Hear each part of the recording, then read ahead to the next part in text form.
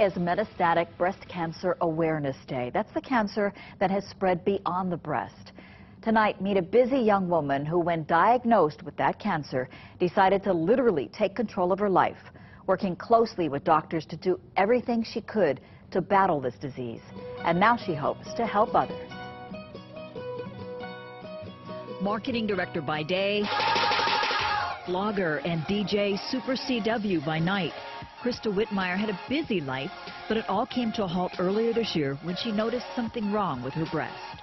For me, I actually caught it too late, and it was because there was something different, but I never thought that there'd be any way that it could be cancer. It doesn't run in my family, and I'm 39. So I just, I kind of just was like, oh, that sucks, like, went about my life, It wasn't until about a month later when I noticed that my whole breast was swollen. The diagnosis, stage 4 breast cancer that had spread to her lymph node system and her lungs. They told her she had less than a year to live. Not one to give up, Krista took the bull by the horns, making changes in her life before undergoing chemotherapy. First, she changed her diet. No sugar, no processed foods. I started a juice detox, but it wasn't the only thing that I was doing, but it was just the best way to get as much nutrition into my body as possible. She added to that naturopathic medicines and vitamin drips, and then she put together a team to help her through her ordeal. It's really important that you have a good team, and it's got to be people that bring you joy. If there's anybody around you that thinks you're going to die, that energy is now being put into you. It needs to be happy and positive. She continued to work as long as she could, encouraged by the support of her friends and fans. Determined not to be what she called a chemo guinea pig, Krista spent $2,200 on a very specialized test called RGCC. Her blood sample was sent to Greece. Now they have my circulating cancer cells, and they're growing my cancer in petri dishes, and they're attacking it with all of the chemo drugs that are known.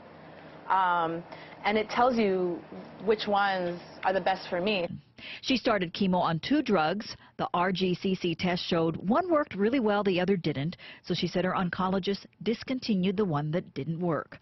After just 4 months of treatment, the scans revealed everything had completely resolved. 10 centimeters by 8 centimeters. It was a huge slug over my left breast, and it's completely resolved. Krista says all the scans are clear. She still has 2 chemo cycles to go. In the meantime, she's been documenting her journey and everything she's done to help heal herself. A story of hard work, but more importantly, a story of hope. One she hopes will help others, because when she was first diagnosed, she had nowhere to turn. But the people who have what I have, it was a little bit more grim. A lot of them, like, I would be told to go look at this girl's blog, and I'd go to look, and it would say, in memory of, or just things like that. And I just was like, I need to just do this for myself. And then people can look at me, and they can see, oh, well, she had stage 4. Look at her. She's still alive 30 years later.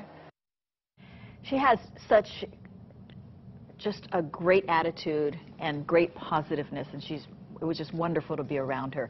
A yoga fundraiser is going to be held for Krista. Yoga Loves CW will be held next Tuesday, October 20th, 5 p.m. at the Republic on Kapi'olani Boulevard. $25 at the door. All of the money will go to help her. And you can really tell she has such a positive attitude, surrounding herself with all of that good energy. Of course, seems like it's made such a difference as well. Wow. Susan G. Komen Race for the Cure is happening on Sunday. Remember that. It's October 18th at Kapi'olani Park. Join us. Help to raise awareness for breast cancer, and the money raised for research stays right here in Hawaii. You can still register. Go to KITV.com.